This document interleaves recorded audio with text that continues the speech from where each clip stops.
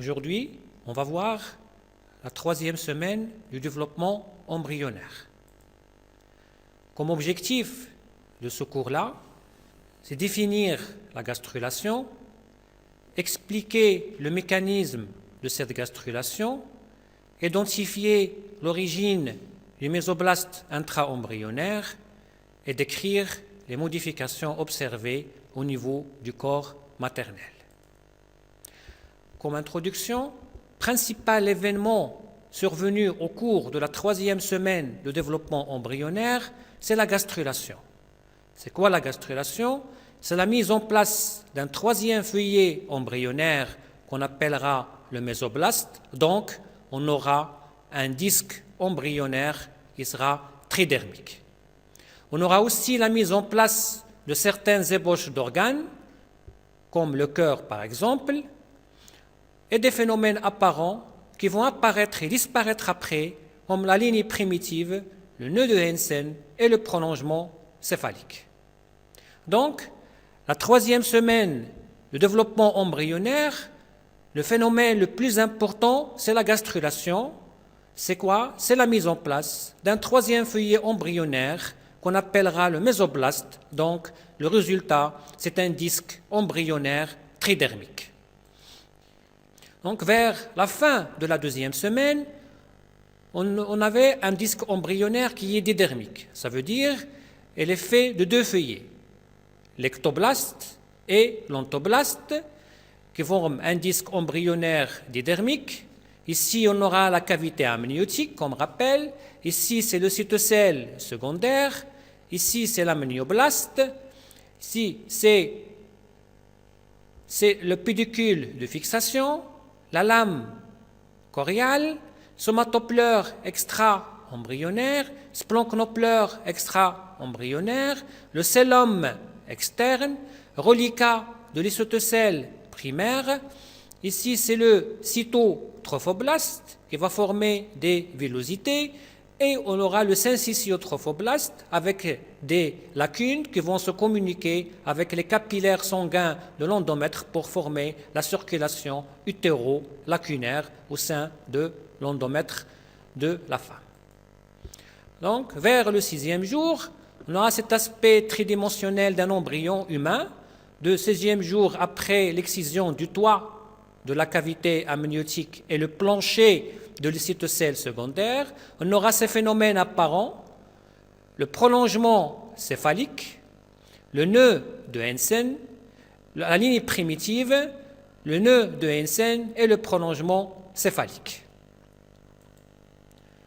Donc, on a dit vers la fin de la deuxième semaine, on avait un disque embryonnaire didermique qui est formé de deux feuillets, l'ectoblaste et l'entoblaste. Mais à partir du 6e jour, ça veut dire le début de la troisième semaine de développement, on aura une augmentation de la taille du disque qui devient ovalaire. Donc, on aura une région large qui constituera la future région céphalique et une région effilée qui constituera la future région caudale. En ce moment, on aura un épicissement de l'ectoblaste dans sa région postérieure. Donc, premier phénomène apparent, c'est la ligne primitive, qui va apparaître vers le 13e jour de développement embryonnaire, au niveau du tiers postérieur du disque embryonnaire.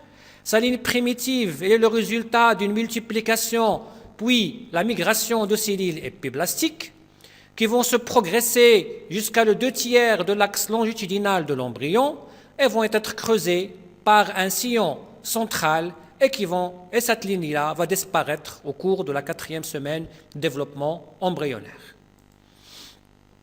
Le nœud de Hensen, il apparaît vers le 16e jour de développement embryonnaire, en avant de la ligne primitive. Il se fait d'un renflement percé d'un orifice. Ce nœud, il est créé aussi par la multiplication, puis la migration des cellules de l'épiblaste, à ce niveau-là. Et le prolongement céphalique, troisième phénomène apparent, qui apparaît vers le 18e jour, elle est aussi créée par la multiplication, puis la migration de cellules épiblastiques, puis involution de ces cellules-là par le nœud de Hensen qui vont être bloquées par le nœud de Hensen. on l'observe par transparence en avant de Hansen, de la ligne primitive, ce prolongement céphalique. Donc, le plus important ici, c'est la mise en place du troisième feuillet, qui est le mésoblaste, qui se fait entre le 17e et 18e jour de développement embryonnaire. On aura des cellules ectoblastiques à potentialité mésoblastique qui vont converger vers la ligne primitive et vont pénétrer en profondeur et s'unir en nappe entre l'ectoblaste et l'ontoblaste. Donc, c'est le mésoblaste qui va se former entre l'ectoblaste et l'ontoblaste, à l'exception de deux régions.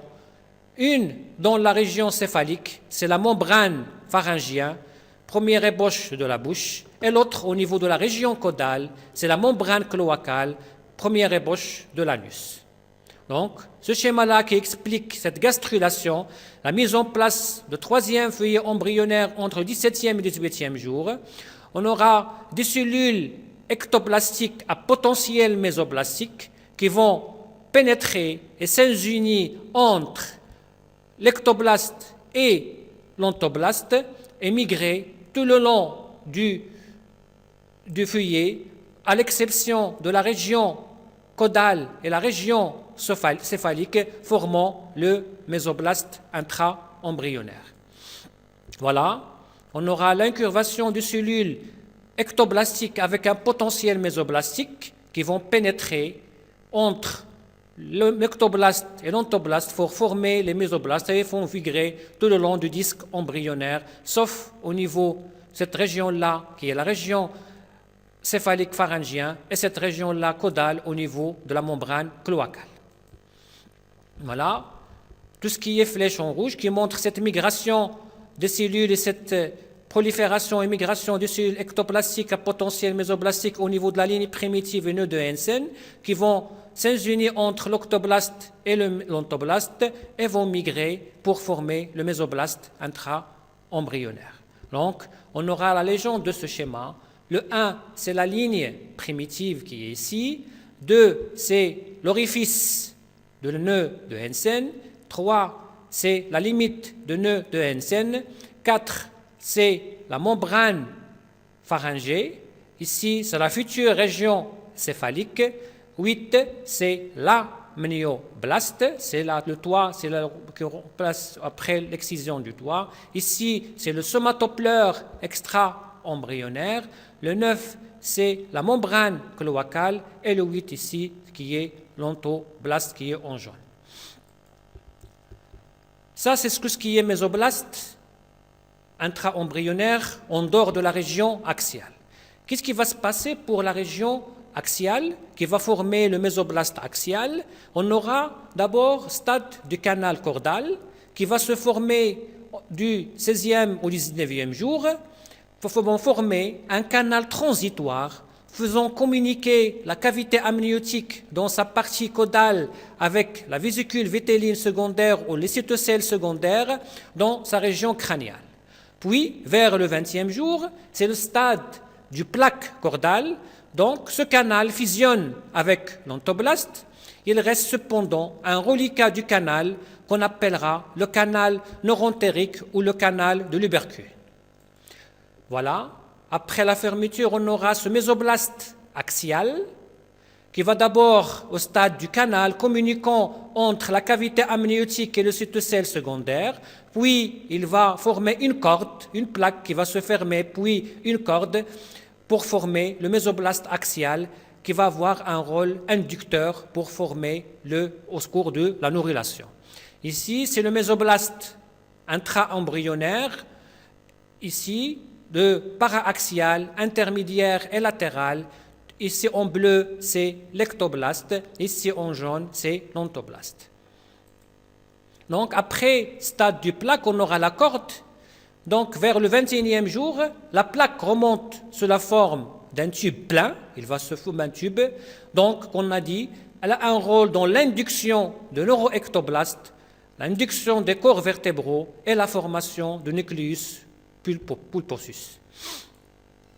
Donc, en même temps, au cours de cette troisième semaine, vers la fin de cette troisième semaine, on aura la mise en place de certaines ébauches des organes l'apparition de l'allantoïde, qu'on verra après qu'est-ce qui va donner cet allantoïde, l'apparition d'une adosone cardiogène, qui va être futur cœur, il va stimuler le début de la neurulation, qu'on verra en détail au cours de la 4e semaine de développement embryonnaire, et le début de l'évolution de mésoblaste latéral, qu'on verra aussi au cours de la 4e semaine de développement. À ce stade-là, l'embryon va mesurer 1,5 mm et avec ses annexes, il va mesurer 15 mm. Voilà, sur cette coupe-là, au niveau vers la fin de la 3e semaine, on aura le mésoblaste axial qui va former la corde qui va avoir un rôle inducteur de cellules neuroectoblastiques au cours de la neurulation. On aura ici le mésoblaste latéral qui est formé de mésoblaste paraxial, le mésoblaste intermédiaire et le mésoblaste latéral. Ici, on aura l'ontoblaste et ici, c'est l'ectoblaste.